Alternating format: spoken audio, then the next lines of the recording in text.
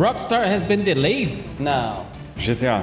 No November? Mentira! Meu Deus! Ah, não, cara. Acabou com o meu dia. Não. Caraca! Galera, sejam muito bem-vindos a mais um episódio do The Byte. Dessa vez eu tô de novo num cenário diferente. Perdão. Mas, de novo, né? O cara todo dia troca de cenário. Meu Deus, que pessoa indecisa. Temos novidades que envolvem a Nintendo pra gente discutir. Temos o fato de que desenvolvedores acham que a Steam é efetivamente um monopólio e rolaram demissões na Rockstar. Para. Seguinte, galera. Durante a gravação do episódio, a gente tava gravando o último bloco, saiu a notícia de que o GTA 6 foi adiado. Então a gente vai abordar isso ao longo do episódio, mas vocês vão ver a nossa reação ao vivo recebendo a notícia, porque foi durante a gravação que saiu o anúncio, beleza? Então fiquem de olho aí que a dinâmica do episódio tá um pouquinho diferente. Vamos agradecer de início aqui a Alura. Nós estamos no Black November da Alura com descontos de até 50% nas mais de 22 trilhas de aprendizado da escola. As inscrições são por tempo limitado, então a gente recomenda que vocês confiram o quanto antes. O link na descrição, QR Code na tela para mais detalhes e informações. E vamos nessa!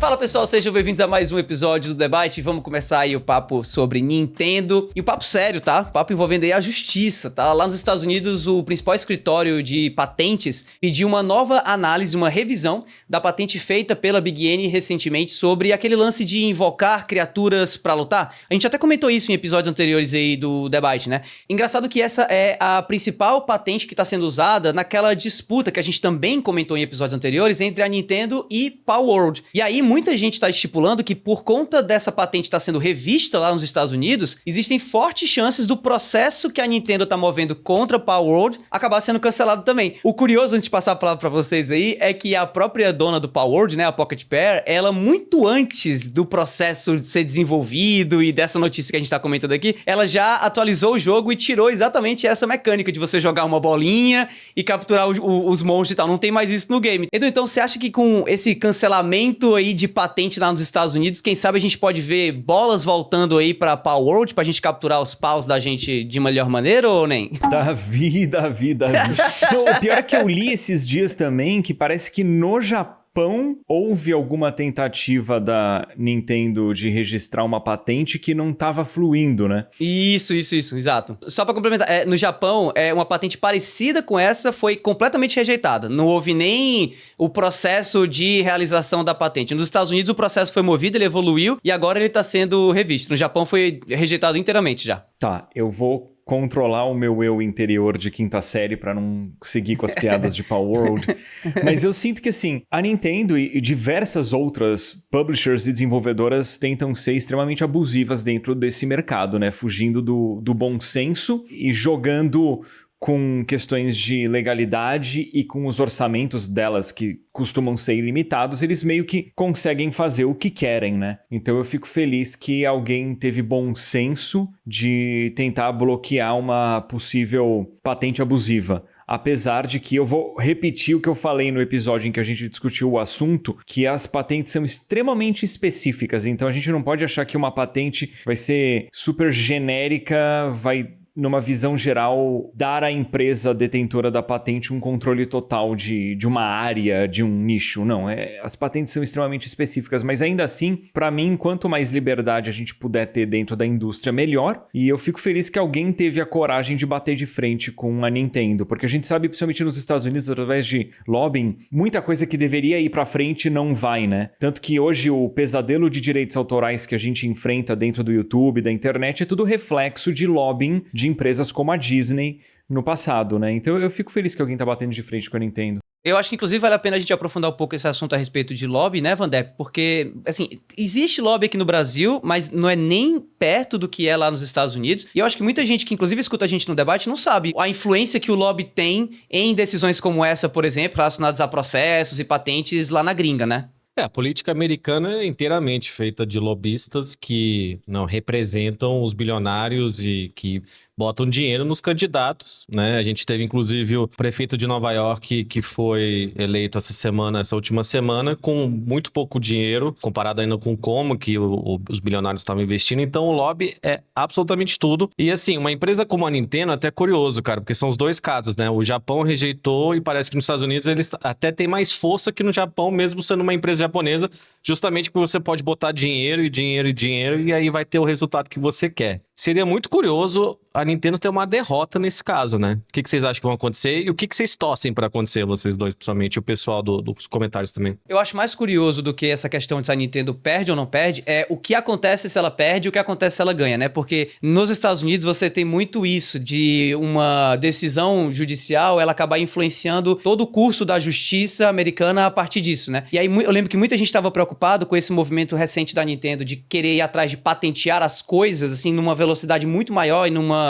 incidência muito maior do que ultimamente ela estava fazendo, porque isso ia acabar criando exatamente o precedente para fazer com que outras empresas quisessem fazer a mesma coisa, né? Então a Sony ia começar a fazer isso, sei lá, a Xbox podia começar a fazer isso, a Microsoft e tal. Porém, com uma revisão de patente como essa, talvez a gente comece a perceber um pouco, assim, a fraqueza dessas grandes empresas, onde talvez o lobby não consiga chegar, né? Haja um limite aí. Agora, é importante destacar que, assim, a Pocket Pair, ela não é também nenhuma empresa 100% inocente, não. Tem muita polêmica relacionada a ela, inclusive o dono da Pocket Pair é um cara do mercado financeiro, super, assim, ligado em altos esquemas de uso de inteligência artificial, acusação de cripto, tem umas paradas, assim, meio esquisitas a respeito dele, tá? A gente até comentou em episódios anteriores sobre isso, mas efetivamente, né, eu acho, e aí eu quero saber o que é que vocês acham disso, que a Nintendo, ela tem protegido talvez até demais as suas principais IPs, as suas principais propriedades intelectuais, ao invés de tentar fazer com que essas IPs se provem melhores que os seus concorrentes, aonde realmente importa, né? Que é fazendo jogos melhores, né? Eu sinto que a Nintendo, ela não fica sendo... E eu sei que eu vou ser crucificado pelo que eu vou falar, mas ela não fica sendo abusiva em relação às suas propriedades intelectuais e aos direitos que ela tem por registros de patente e tal. Eu sinto que ela quer se proteger mais de picareta mesmo. E aí, nesse sentido... Ok ela fazer registros que evitam com que o material dela seja pirateado ou copiado ou ideias que ela teve sejam replicadas 100%. Tipo aquela polêmica que tá rolando com aquele jogo que é uma cópia do Horizon Forbidden West, do Horizon Zero Dawn. Eu imagino que é isso que as empresas querem evitar quando elas fazem os registros diversos ali. Lembrando que é diferente de registro de marca, é diferente de copyright, que é diferente de patente, é tudo confuso, é tudo complexo, mas eu imagino que é essa linha que a Nintendo quer evitar, de mecânicas de gameplay completamente associadas às suas propriedades serem completamente copiadas, né? Porque questão de inspiração eu não acho que a incomoda. O problema é o passo seguinte, a Nintendo consegue registrar as patentes, aí ela... esse jogo aqui... Acho que fez algo parecido com o nosso, vamos combater. Sabe quando ela dá o passo seguinte do tipo, vai além do bom senso? Ou ela combate algo que foi inspirado, mas não é cópia? Eu acho que é aí que fica a preocupação das pessoas. Em relação às mecânicas que você falou, né, que eles estão tentando patentear, existe alguma coisa específica? Porque, assim, a Nintendo é uma das primeiras empresas de games que a gente teve, né? Tipo, essencialmente aparece um pouquinho depois da Atari, se não me engano. Eu sei que a empresa Nintendo era uma empresa de carta no fim do século XIX, né? O que você acha do argumento deles, Davi, especificamente, assim? Eu lembro de ter conversado... e é importante destacar aqui, pessoal, nenhum de nós três aqui é especialista nesse assunto, Isso, obviamente, mas nós somos pessoas que vamos atrás, estudamos um pouquinho aqui e acolá, a gente se informa e tal, mas é claro que tudo que a gente tá falando aqui você tem que, né, olhar com um pouquinho de atenção, porque pode ser que não seja 100%, né, a coisa. Mas por que eu tô falando isso? Eu entrevistei para uma matéria que eu fiz no jornal onde eu escrevo aqui em Fortaleza, um advogado especializado em direito relacionado ao mundo eletrônico, digital, de games e tudo mais. E uma das coisas que eu lembro que ele comentou comigo e que me chamou um pouco a atenção é que, realmente, essa questão de você proteger mecânicas, proteger estilos visuais, proteger a criatividade, patentear a criatividade, é um negócio que muitas vezes é feito muito mais para gerar como se fosse assim um susto na concorrência, né? Um medo de você chegar muito próximo de parecer o seu jogo com o outro, do que necessariamente algo que de fato vai gerar uma conclusão judicial. Porém, uma coisa que ele disse que aí sim realmente é usada até na argumentação no tribunal relacionada a isso, é quando o acusado de cópia, né, faz um jogo tão parecido, que pra opinião pública, aquele jogo se confunde com o jogo que tá sendo digamos assim, ameaçado. Então é aquela coisa, se eu crio um jogo 2D, onde o personagem se move da esquerda pra direita, que ele não é encanador, mas ele é um pedreiro, se eu vou me aproximando a ponto de uma pessoa normal não conseguir distinguir... Ele come brócolis ao invés de cogumelo. Exato, cogumelo, exato. Entendi. O que o advogado falou foi que se chegar a esse ponto de você não conseguir discernir um jogo do outro, aí sim você tem um argumento bem interessante pra você ir lá e acusar a pessoa de estar plagiando você. Que é onde a PlayStation tá mais ou menos com esse jogo aí da Tencent, que é o Light of Motiran, se eu não me engano, na argumentação dela. O jogo parece quase uma cópia de Horizon, a ponto de você... Mas ele parece tanto, mas tanto que o próprio... Não foi nem a Sony que falou, né? O público começou a falar, meu Deus, olha essa cópia. Exato. Não dá pra você se defender. No caso da Tencent, não tem muito o que fazer, cara. É porque é difícil justamente identificar, né, o que é parecido, porque assim que você ganha uma patente, uma Nintendo, obviamente eles vão fazer isso, mas qualquer joguinho 2D que vai andando, agora a gente é dona desses direitos, sabe?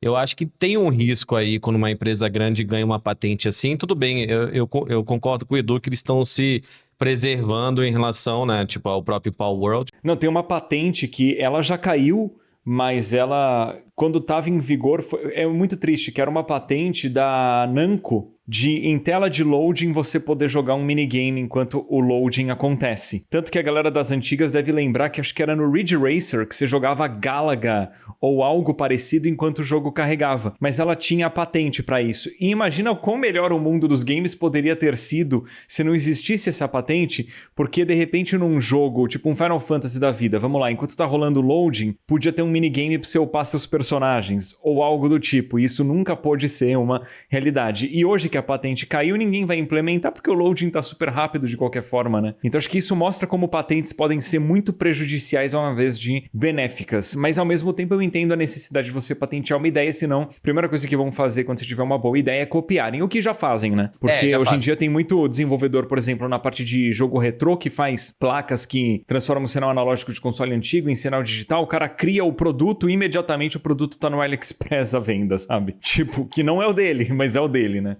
Então eu entendo a necessidade, mas ao mesmo tempo é prós e contras, né?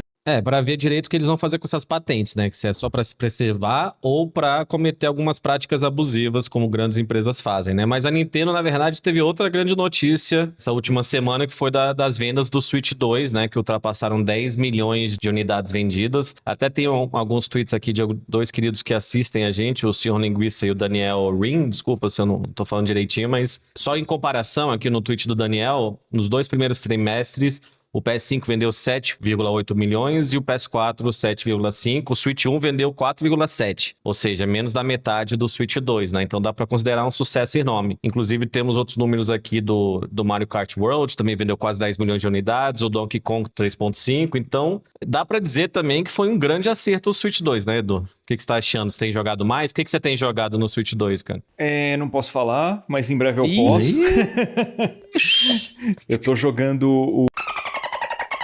Que não é novidade, mas a versão de Switch 2 é novidade. Mas é engraçado que o Switch 2, eu tô gostando da plataforma, mas assim, eu joguei muito Mario Kart World, parei, zerei o Donkey Kong Bonanza, parei. Então, eu sinto que ainda falta jogo, mas é uma plataforma bacana de usar, eu acho que vai ser um enorme sucesso, e eu sinto que, pensando em retrospecto, o primeiro Switch sai com Zelda Breath of the Wild, passados alguns meses ele tem o Mario Odyssey, ele também não saiu com um monte de jogo grande. E o Switch 2 acho que vai ter até com mais frequência, porque vai ter Kirby em breve, né? O Kirby Air Riders, vai ter o Metroid Prime 4, que sai no primeiro Switch também, mas... O Zelda, né? O Zelda que é estilo Musou, né? Vai ter também agora, daqui a pouco. A line-up de lançamento tá até mais forte que a do primeiro Switch, se eu não estiver deixando a nostalgia me enganar. E o que você acha que é devido a esse grande sucesso de vendas? Só, tipo, necessidade, o enfraquecimento de um Xbox, de um PlayStation? Você acha que tem a ver? A gente discute tanto isso. Eu acho que é expectativa.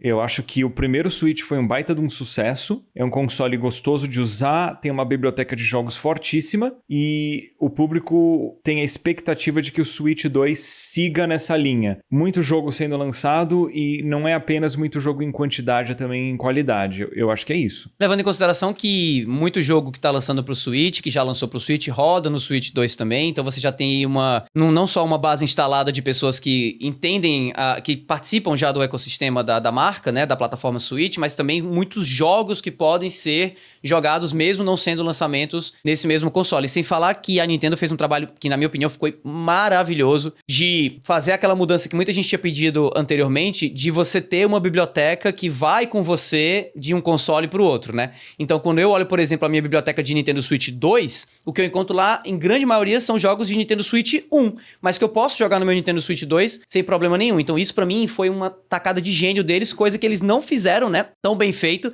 do Wii pro Wii U, e com certeza não também do Wii U pro Nintendo Switch. Então, assim, pra mim, eles fizeram isso muito bem com o Switch 2. Pra mim, o Switch 2, ele é O Switch 1, ele foi uma grande surpresa, uma surpresa muito positiva. Eu lembro até, na época, antes do lançamento do Switch, muita gente falando assim, o que é que a Nintendo tá querendo lançar outro console? Vai ser outro fracasso, não funciona. Essa história, porque já havia rumores, né, de que ia ser um portátil, mas que ao mesmo tempo ia funcionar como um console de mesa. E eu lembro de muita gente falar assim, isso aí não vai dar certo, a Nintendo tentando inovar, não funciona mais, tem que virar publisher. Foi até curioso, assim, pra gente ver o que as coisas acabaram virando, né? Então, pra mim, o Switch 1 foi uma grande surpresa. Uma surpresa que deu muito certo. O Switch 2 é uma consolidação. É muito capaz que daqui a pouco tenham pessoas, né, jovens que cresceram e tal, se acostumando a associar muito mais a Nintendo ao Switch do que a Nintendo aos outros consoles, né, que fizeram a marca ser o que ela significa pra gente, né? E isso é muito prova do sucesso desse aparelho, né? O lucro bruto no tweet do Senhor Linguiça tem justamente, aumentou em 25% ao ano anterior, né? Então, tipo, foi um grande acerto deles mesmo, cara. Teve mais de 20 milhões de vendas de software, justamente, né? E assim, eu joguei bastante o Mario Kart, né? Eu comprei o Switch 2, gostei, aí meio que parei, deixei de lado e não voltei muito a ele. Eu ia comprar o Donkey Kong, me interessou muito, teve reviews excelentes, né? Esse jogo, se eu não me engano. Então até agora parece que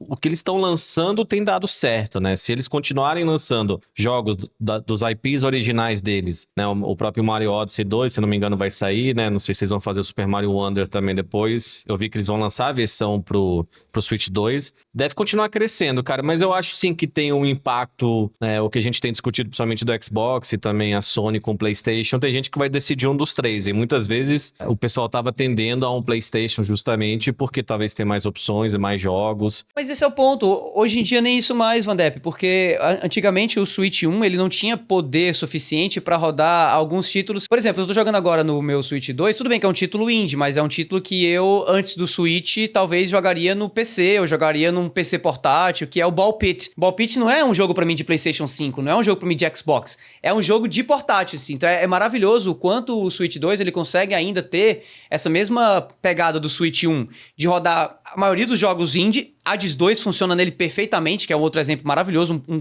possível candidato a jogo do ano. Mas ao mesmo tempo você tem FIFA agora pro Switch 2 rodando mais ou menos bem. Cyberpunk, né? Cyberpunk, você tem outros títulos third party que antigamente a pessoa tinha aquilo que a gente até comentou em outros episódios aqui, né? O Switch era aquele console ideal pra você parear com outro, né? Seja um Xbox, seja um PlayStation. Agora não. Eu acho que esse é meu ponto. Antes eles não se posicionavam como um competidor dos consoles das outras duas empresas, mesmo tendo um hardware inferior ainda, né? Mas eu acho que sim, eu acho que eles viram uma oportunidade de mercado e talvez dobraram no marketing, estão investindo mais nos próprios jogos e em trazer jogos de third party, que nem você disse. Tem uma oportunidade de mercado enorme, não é por acaso que vendeu mais que o dobro que o Switch 1 na época vendeu, no mesmo período. Então, né, parece que tá dando certo, sim. Galera, bora agora para o Boletim Nuvem. Queria lembrar vocês que temos um cupom na nuvem, que é TheByte, para 10% de desconto em vários games de PC, tipo Resident Evil 4, que quase não saiu para nenhuma plataforma, você provavelmente nunca comprou o jogo. Se você for comprar para PC, compra pela nuvem, tem também lá Death Stranding Director's Cut, Lords of the Fallen e muito mais. Nuvem tem QR Code na tela, link na descrição, novamente cupom TheByte, compra muito lá, gasta todo o seu dinheiro na nuvem, confia, vamos lá. Peraí, agora perdi a linha. essa gasta todo o seu dinheiro. E com a voz assim meio aveludada. gasta todo o seu dinheiro. No debate a gente conversa sobre indústria e a gente ri enquanto tá conversando. Isso que é legal. Falando em indústria, falando em debate, uma pesquisa aí recente com 306 pessoas envolvidas no desenvolvimento de jogos mostrou que 72% dos devs que fizeram parte dessa pesquisa acham que a Steam domina demais o mercado de jogos de PC, basicamente considerando esse um efetivo monopólio da empresa da Valve aí na indústria. A maior parte, inclusive, desses desenvolvedores, é bom adicionar, eles vendem os seus jogos na Steam, né? Mas, segundo a pesquisa também, 80% deles planeja nos próximos 5 anos levar os seus games para outras lojas, a fim de diversificar a receita e não ficar tão preso assim ao ecossistema da Steam. Queria saber o que você acha disso, o Vandep, até porque a nossa percepção, muitas vezes, é uma percepção de usuário e uma percepção de criador de conteúdo, né? Eu, pelo menos, nunca tinha parado para pensar como o dev pensa a respeito da Steam, né? Sim, eu até dei uma olhada maior na pesquisa e são gerentes seniors, né? Isso é importante. E quase 80% são de estúdios com mais de 50 funcionários. É até importante botar isso na balança também. Também 88% dos desenvolvedores diz que a Steam é responsável por 77% da receita, isso aí, né? Então, e só 50% se preocupam com quão fiável a Steam é. Então, é uma discussão válida se é um monopólio, né? Mas, cara, a Valve em si também é uma dessas publishers, empresas grandes que a gente acaba falando bem, né? É uma raridade. Sim. Aqui, é uma das exceções pra gente, seja pela Steam, Steam Deck. Eu sei que o pessoal do Counter-Strike às vezes tem suas reclamações, né? A gente teve mudança recente também em questão de skins, né? Como que pode vender skin e tal. Mas a Steam teve uma receita de 10,8 bilhões em 2024, com 42 milhões de usuários simultâneos, tá? Nesse último ano, que foi o auge deles, mais que o dobro de 5 anos atrás, que o recorde era 20 milhões. Então, é um serviço que continua crescendo, cara.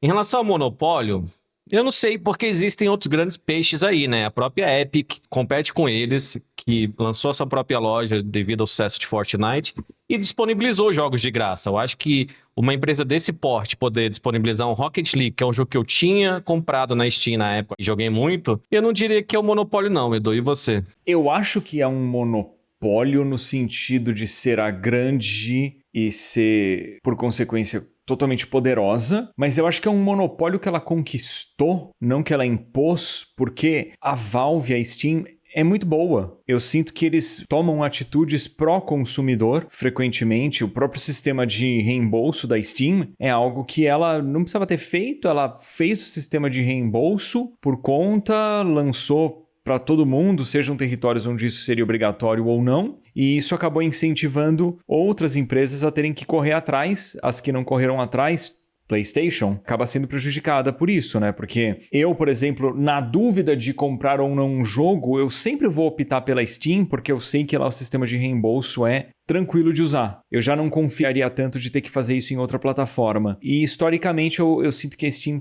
toma boas decisões. É uma empresa perfeita? Obviamente que não. Mas a maior preocupação para mim é a Steam pós-Gabe.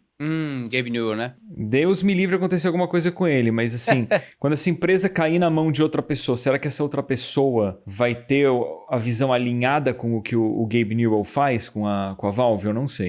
Primeiro, a pergunta é se depois do Gabe Newell, a Steam, a Valve, né, continua como uma empresa de capital fechado, né? Eu acho difícil. Faz uma diferença enorme isso. É uma empresa que tem um valor agregado imenso e que pessoas mal intencionadas ou pessoas que só pensam no dinheiro, na ganância, assim, tentariam demais colocar ela no mercado pra vender ações e com isso ganhar mais dinheiro, obviamente, né? Do que já ganham hoje com a operação normal da empresa. E o Gabe Newell, ele é uma das pessoas que historicamente é contrária a essa posição de colocar a Valve no mercado, né? Apesar de que ele ficaria ainda mais rico do que ele é se ele fizesse isso, mas ele continua mantendo o controle, pelo menos majoritário aí, da Valve, né? A respeito desse assunto de monopólio, o que o Edu falou é curioso, porque eu dei uma pesquisada a respeito disso e uma das coisas que eu achei nas pesquisas que eu fiz é que quando você considera alguma coisa monopólio, você pode considerar de duas maneiras. Você pode considerar algo, né? Uma empresa, por exemplo, tendo uma posição monopolista ou uma conduta monopolista. Ou seja, a conduta monopolista é quando a empresa realmente tenta exercer controle no mercado para ela se beneficiar. Quando a empresa tem uma posição monopolista, significa dizer que por questões de mercado, ela acaba sendo um monopólio, sendo vista como um monopólio. E eu acho que a Steam, ela tá mais dentro dessa questão de posição monopolista, né? Assim,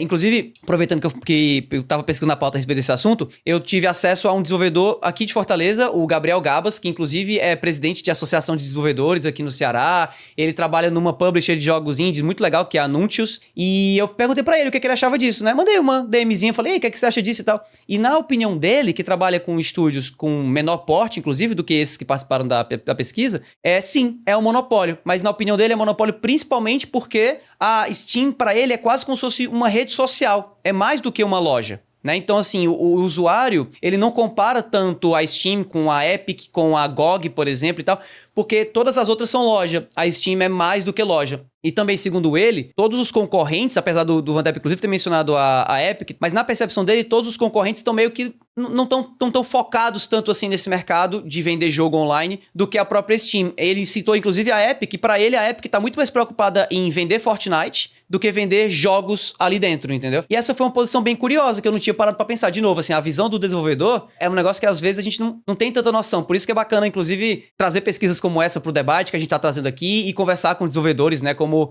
eu fiz agora com o Gabriel Gabas, né? Em relação à Steam, eu acho que a polêmica mais recente, e talvez a única que eu consigo de fato lembrar, é o problema com as empresas que processam um pagamento não quererem a presença de conteúdo mais 18 dentro da plataforma, conteúdos específicos mais 18. E aí eu sei que alguns games até de terror, por exemplo, alguns jogos que abordam temas mais pesados, mas nada absurdo, estavam sendo prejudicados porque as empresas que processam o pagamento na Steam não queriam aquele tipo de conteúdo passando pelos seus sistemas de pagamento. Mas tirando essa polêmica, eu não consigo lembrar de outro aspecto negativo recente da Steam. Até voltando à pesquisa um pouco, eles perguntaram para esses devs quais são as grandes preocupações deles em relação ao mercado de games. Eles falaram jogos AAA de graça, né? Free to play. Porque justamente vem como um furacão e não tem muito como combater isso, né? Gasta dinheiro pra jogar nosso joguinho, mas esse jogo aqui que tá mais desenvolvido vai ser de graça, né? Então é complicado. Mas assim, eu acho que no geral, cara, a Steam é um dos poucos serviços que agrada desenvolvedores e consumidores, né? Tipo, eu sei que tem gente que questiona e tal, mas assim, existe algum outro serviço, alguma outra empresa fazendo um trabalho desses? Porque eu gosto bastante, cara. Eu sou um cara que nem joga mais tanto no PC, mas eu acho que um ponto excelente do Edu foi esse negócio do refund. Você pode jogar o jogo 2 horas e devolver e nunca tem questionamentos. É um negócio que no Brasil a gente tá pouco acostumado, né? Esse negócio de refund, assim, de devolver o produto, você recebe o dinheiro de volta. Tipo, isso é coisa meio rara. Então, né, não sei, mas eu considero a Epic e muitos outros players aí competidores, e competição é sempre bom, né? E só pra finalizar também, eu gostei muito que a Epic fez falando em Fortnite, aquele modo dos Simpsons. Não sei se vocês viram, ficou muito bem feito o modo Simpsons do Fortnite, porque ficou uma estética que não é tipo o Homer dentro de Fortnite, ficou igualzinho o desenho. Então, são empresas que estão investindo muito. Pra mim ficou realmente assim, eu achei curiosíssimo até assistir o trailer de lançamento desse pacote de The Simpsons, né? Mas eu fico pensando assim, o quanto o Fortnite, ele tá leaning in, né? Como é que eu traduzo isso pra português? Enquanto ele tá investindo mais, né? Nessa percepção de que ele realmente é um jogo mais concorrente, talvez, de um Roblox do que concorrente de outros jogos de tiro. E olhando pra Call of Duty um pouquinho, a gente tá passando por um processo muito grande de críticas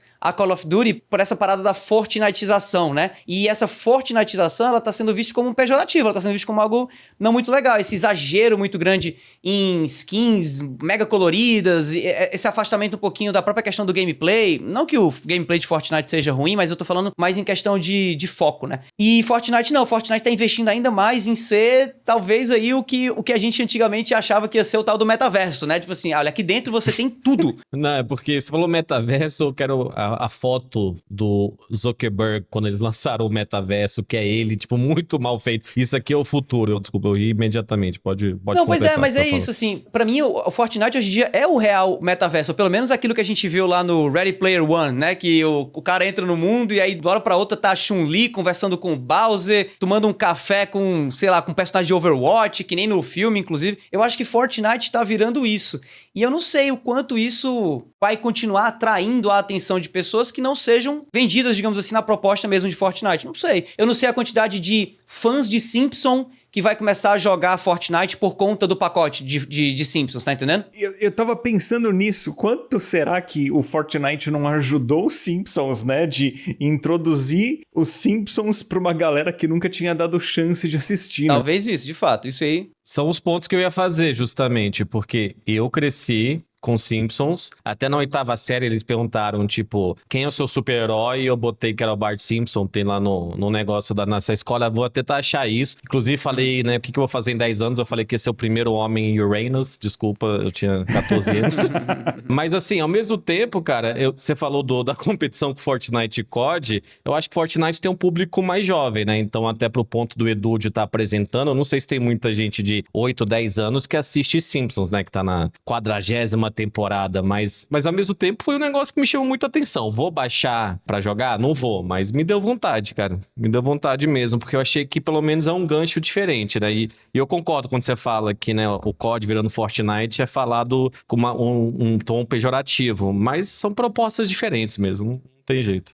Mas eu tô pensando aqui comigo, eu acho que esse ano, em premiações e tal, a gente vai ver bem menos Fortnite do que a gente viu em anos anteriores, sabe? Eu sinto um pouco a IP meio cansada. Sabe, não sei, eu fico até curioso o que é que o pessoal dos comentários acha, se Fortnite tá bombando assim como tá, porque eu particularmente escuto muito mais a galera jovem com quem eu tenho contato, Roblox, né, eu ouço muito mais o pessoal falar de Roblox hoje em dia. Que idade? Não, 18 anos, 19, 20, muito mais eu escuto falar de Roblox do que eu escuto falar de Fortnite. Cresceu com isso, né? Exato, esse é o ponto, E cresceu com Fortnite também, se você pensar, né? Mas eu fico pensando assim, que porque Fortnite tá no mercado já há bastante tempo, eu acho que tem gente que graduou de Fortnite pra outros jogos, entendeu? Inclusive, um dos jogos que tá fazendo maior sucesso agora junto de Battlefield atualmente é o tal do Ark Raiders, né? O Ark Raiders, ele é um jogo live service, é um jogo pago, é um extraction shooter, ou seja, um gênero bem mais, como eu posso dizer, difícil do que um Battle Royale. Meio Tarkov, né? Porque exatamente, inspirado lá em Tarkov e tal, Tarkov é uma grande referência, mas o jogo tá fazendo um sucesso absurdo, a ponto de muita gente tá colocando ele em listas de melhor jogo do ano. O único jogo multiplayer, de fato, assim, dentre aqueles que estão candidatos, fortes candidatos, digamos assim, ao título. E isso, pra mim, me chama a atenção, porque se você for olhar, inclusive se o editor quiser colocar, dá pra colocar uma imagem de Ark Raiders do lado de uma imagem de Fortnite. Os dois são jogos de tiro em terceira pessoa. Curioso você notar que a estética, ela obviamente não é similar do ponto de vista da direção de arte, mas se você pega 2 prints do jogo, chama bastante atenção. E eu acho que Ark Raiders tem uma forte chance de ganhar as premiações que Fortnite ganharia ou ganhou em anos anteriores, pelo bom trabalho que o estúdio, né, o Embark Studios, tá fazendo à frente do game, né? Eu, inclusive, eu tô até curioso pra saber quem, assim, do chat tem jogado o jogo. Deixa aí nos comentários se você estiver jogando, inclusive, porque atualmente é o meu vício do momento, assim. Eu amo jogar Ark Raiders, tô achando os jogos mais bacanas, tanto que eu recebi código pra jogar ele no PC, comprei a versão de Xbox, comprei a versão de PlayStation, pra poder ter basicamente em todo canto aqui em casa, levando em consideração que é um título de $40, tá? Então, eu comprei no PlayStation por R$114, então é um título bem mais acessível, né? Você vai jogar nas 3 plataformas? Você vai jogar? Não, então, é porque você tem cross progression. É a mesma conta, te acompanha em todas as plataformas. E como é um jogo mais barato, então pra mim fez muito sentido. Mas você é o cara que fica pulando de jogo em jogo, você vai continuar. Até quando você vai jogar Ark Raiders? Qual que é a tua previsão, Edu? O Davi, acho que até amanhã, talvez depois de amanhã.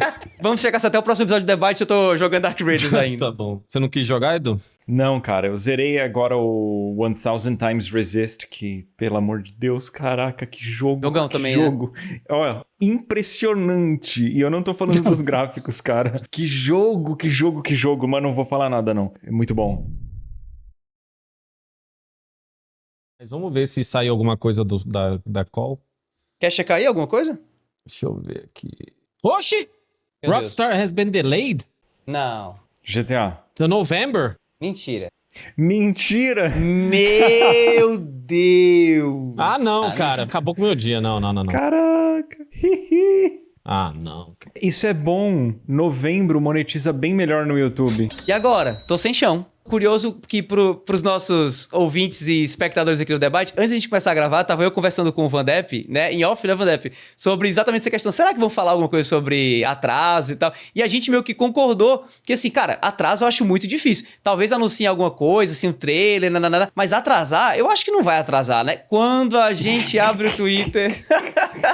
E aí, meus amigos, o que achamos de GTA 6? Ai, meu Deus, a gente ia cobrir, né, a questão dos sindicatos, teve até aspas do pessoal do sindicato, porque 40 pessoas foram demitidas, a Rockstar diz que foram vazamentos, eles dizem que não, que cadê esses vazamentos, e a gente ia gravar aqui, a gente tá gravando antes do que a gente grava normalmente, eu falei, dá um tempinho aqui, deixa eu ver se saiu só pra descarrego de consciência, e, Que bom que você teve essa visão. reação em tempo real, não, tempo real aqui, primeiro, vamos voltar, o trailer, né, o anúncio do jogo saiu em final de 23, né, dezembro de 23, escrito 25. Aí passa um ano, não vai ser mais 25, vai ser maio. E aí agora, novembro, e eu era um dos caras que falava que não ia atrasar, né, que tem que dar crédito pra empresa. Eu sou idiota, vou dar crédito pra empresa nenhuma. Não tem que dar crédito pra empresa nenhuma, velho. Que absurdo, cara. A Rockstar sempre atrasa os jogos, cara. Pois é, aconteceu a mesma coisa com Red Dead Redemption, né? Aconteceu, você falou, foi um ponto que você tinha feito mesmo, cara, mas os caras fazem de trouxa, cara. E porque eu usava esse argumento, né? De tipo, eles não precisavam ter anunciado isso inicialmente, né? Eles não precisavam ter, tipo, falado que ia ser 2025. Ninguém tinha nenhuma notícia do GTA, ninguém tinha nenhum vazamento concreto, tinha algumas imagens e tal. Cara, vão ser 3 anos do primeiro trailer ao lançamento do jogo. Mas a pergunta que fica e eu quero saber o que vocês acham disso. Edu, atrasar GTA 6 pra novembro é sinal de coisa ruim ou coisa boa, na tua opinião? Coisa boa. Por quê? Por quê? Não, porque ruim ia ser eles lançarem o jogo no primeiro semestre por lançar, pra arrecadar fundos ali, vender, e o jogo não sair do jeito que eles querem. Eu confio muito mais na Rockstar pela coragem que ela tem de tipo, opa, vamos atrasar porque o jogo não tá do jeito que a gente quer. Não confio em nada. Acabou isso aí. O Edu tá pensando nos vídeos dele e a monetização de Natal no YouTube, gente, não acreditem nisso. Ele tá pensando nisso, a monetização do... Não, pra mim é bom isso, mas se atrasar pra fevereiro de 2027, eu tô de boa também. Cara, mas que agonia, ele nunca tá menos de 1 ano, então, sabe? É mais de 1 ano do lançamento desse episódio. E todo mundo tá falando, né, dia 26 de, né?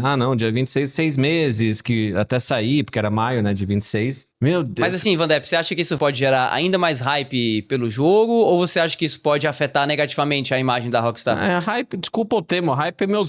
Quero jogar o jogo, velho. Já tava aqui maio e Copa do Mundo. Eu vou ter 40 anos, feliz, vou fazer 40 anos em breve. Caramba, eu ia tirar essas férias, eu ia jogar GTA, e ver Copa e agora. Bom, pelo menos temos nossa reação em tempo real aqui. Pensa pelo lado bom, não foi pra setembro. Se fosse em setembro eu ia chorar, porque eu ia pra Tokyo Game Show e aí eu já não ia poder mais. Não ia Sigo poder mais. podendo ir. Ai, meu Deus, cara, mas que bom. Eu não falei, Davi, o Davi ia botar a pauta, a gente, no começo do Boletim Nuvem, eu falei, vamos deixar pro final, só pro descarrego, caso saia alguma notícia. Imagina a gente grava isso, a gente ia gravar mais cedo, a gente ia ter que voltar aqui, cara. Mas enfim, a gente ia cobrir justamente essa questão das demissões, né?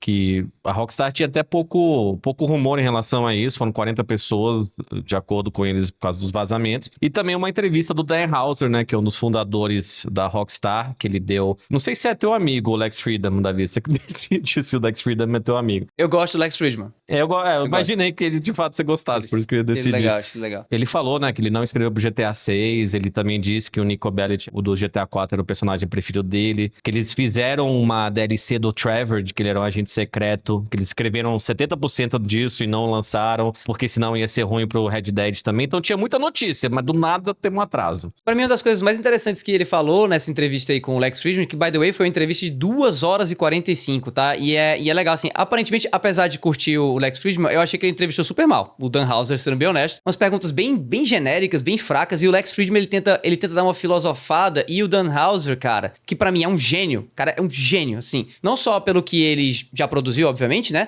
mas pelas tirinhas de comics que ele tem lançado ultimamente, que eu tenho dado uma olhada. Tem um livro agora dele também muito interessante, que vale a pena até colocar aí na capa. Eu esqueci o título do livro dele, mas é bem interessante também e tal. O cara é muito bom, né? Fora que o cara é responsável, né, pelo roteiro da maioria dos sucessos que a gente viu nos últimos anos aí do mercado de games pela Rockstar. O que me chamou a atenção na entrevista dele foi uma aspas que ele deu a respeito de uma pergunta que o Lex fez sobre a continuação de Red Dead Redemption, que pra ele, pro Dan Houser, Red Dead Redemption deve acabar no 2. Pra ele, Red Dead Redemption 2 foi o melhor jogo que ele já fez, é o top do top do top. Ele acha que depois de GTA 6, a Rockstar vai querer revisitar a franquia, Então vamos ter provavelmente aí um Red Dead Redemption 3, deixando claro que ele não tá envolvido mais com a Rockstar, tá? O Dan Houser e tudo. Mas, na opinião dele, Red Dead Redemption funciona melhor como uma saga de 2 episódios, né? Red Dead Redemption 1 e o 2, desconsiderando o Red Dead Revolver, né? Que não tem nada a ver com a história que ele criou, né? Apesar dele ter participado do desenvolvimento do game também. O que é que vocês acham a respeito disso, já que todo mundo aqui jogou Red Dead Redemption 2? Começando por você aí, Van Depp. Foi algo que ele disse também, que ele não ficou frustrado de não escrever o 6, o GTA 6, ele teria ficado se ele não pudesse fazer o Red Dead 2, porque é um arco de 2 jogos, né? O 2 começa antes do primeiro, e, né, enfim, eu não vou dar spoiler aqui, senão o pessoal vai ficar bravo, mas é um arco de 2 jogos, e o terceiro seria pra extrair algo, né, disso. Eu deixaria o Red Dead meio de lado, no sentido de, é um conteúdo perfeito. Pra mim, eu acho que talvez é o melhor jogo de todos os tempos mesmo, assim. Acho que eu nunca tive uma conexão com um jogo que nem essa. Depois de eu zerar o GTA V, eu acho que eu vou jogar de novo o 2, porque eu joguei só quando saiu. Isso tem, o quê? 7 anos, né? Então, eu tô curioso pra passar por essa experiência do Arthur Morgan de novo. Já que não teremos Lucia e Jason em maio. Desculpa, gente. Tô incrivelmente frustrado agora, mas... O Van Depp não superou, Edu. O que é que você acha a respeito disso? Eu não gosto quando um produto de entretenimento é produzido só para arrecadar fundos. Eu acho que ele tem que ter um propósito. Eu acho que fica muito claro quando um jogo, ou um seriado, ou um filme recebem uma sequência só porque o primeiro foi bem. Sem que a sequência seja bem pensada. Sem que ela tivesse sido pensada na concepção do conceito do filme, seriado, jogo. Então, se Red Dead Redemption foi pensado para ter 1 e 2, que fique aí. Agora, se eles têm uma ideia genial que se encaixa perfeitamente dentro do universo, ok. O ruim é quando você vê que houve uma forçação de barra para que a sequência fosse lançada e ela não corresponde com o nível de qualidade do material original. O que eles fariam no 3? Que personagem que eles explorariam, sabe? Tipo, não sei, teria que ser um mundo novo. Tudo bem, muita gente falou, né? Porque o próprio Arthur é um personagem, eu acho, mais forte que o John Marston do primeiro, né? Então, tipo, eu não sei. Ele é muito bem escrito, mas sem o Dan Houser, cara, pô, ele é a alma daquele negócio, né? Então... Mas aí a gente pode falar isso também sobre o GTA 6, talvez, né? Pode ser.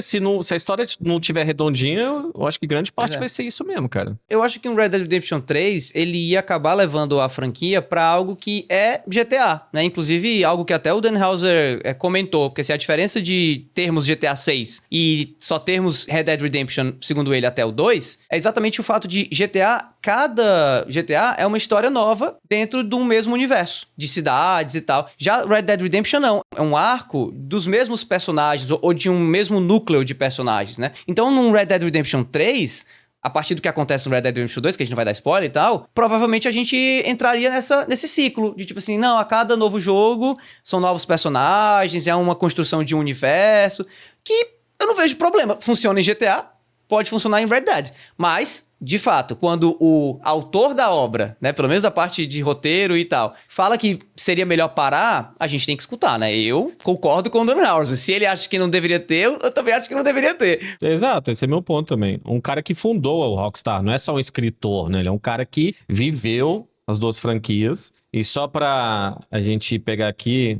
né, voltando do GTA também, eles precisaram de mais tempo pra acabar o jogo no nível de polimento esperado pelos jogadores e merece. Então... Vocês conseguem imaginar a Ubisoft lançando um comunicado desses? Por quê, Edu? Você consegue? Não, eu não consigo, cara. Eu acho que nem sonhando eu consigo, cara. Acho que nem quando você colocar uma IA pra gerar, a Ubisoft gerando um comunicado desses, a IA não funciona. Qual que é a necessidade de lançar aquele trailer em 2023 e criar 3 anos de hype, velho? Eu vou ser avô, eu nem tenho filho e eu vou ser avô quando vai sair esse jogo, velho. O que tá acontecendo, tá ligado? Tipo, nossa... Frustrante. Eu realmente tava pilhado, né? Aí, inclusive, só pra gente finalizar o episódio, né? Que eu falei no último, que eu tava jogando GTA V de novo. Em preparação pro 6, né? 6 mesezinho aí, né? Vou jogar fora esse negócio. Joga mais devagar agora, mano. Aí eu brinquei, né? O jogo é violento demais e, obviamente, foi um gancho pra discutir o jogo. E eu vi que teve gente que comentou, ai, leite com pera, não sei, enfim. Só pra falar que, evidentemente, tava brincando, porque eu imaginei justamente que o 6 seria mais polido, um pouco mais ponderado. Mas, cara, Davi, estava certo, cara, porque você mesmo que falou, eles vão atrasar isso e eles não estão com o jogo redondinho e a gente tava meio que, né? Não, a Rockstar tem esse crédito. Burro sou eu, velho. Camarada Van Depp se alinhou ao capitalismo, deu mal, entendeu? Me dei mal. Então, nunca mais. Se eu falar aqui, pode questionar, toca o hino da União Soviética e valeu. Bom, gente, né, finalizando esse episódio aqui com altas emoções, em tempo real, acho que isso deve ter virado conteúdo interessante pra vocês, até o ditando. Vamos ver, né, acabou Isso aí, vocês não veem os bastidores, mas talvez vocês veem tudo isso. Primeiro, eu queria pedir um negócio pra vocês, se possível. A gente talvez grave um de perguntas e respostas, então qualquer pergunta que você tiver em relação ao debate, nosso programa, ou opiniões, ou vocês quiserem comentar, a gente vai tentar fazer isso nas próximas semanas, inclusive do porquê temos só o rostinho do Edu na nossa thumbnail, que eu sei que é uma dúvida que muitos de vocês têm. E parabenizar nosso querido Edu pelos 15 anos de canal. Obrigado. Ele fez um vídeo da retrospectiva inteira do canal dele, inclusive botou nós lá, o debate. Eu, quando comecei a trabalhar com ele, tem mais de 4 anos. Então, assistam lá. Boa semana pra todos e fiquem bem.